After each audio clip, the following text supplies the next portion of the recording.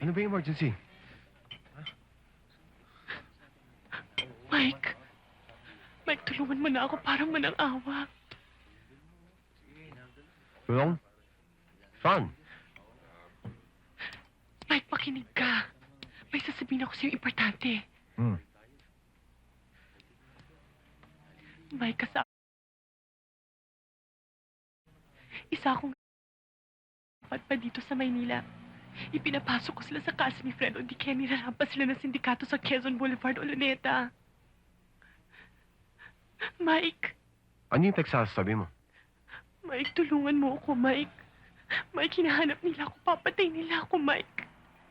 Mike, yung kapatid ko tumakas. Tiyak na papatay din nila siya.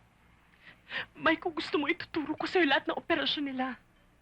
Tetestigo ko laban sa kanila. Kapag nahuli mo sila, tataas ang ranggo mo. Magtulungan tayo, Mike.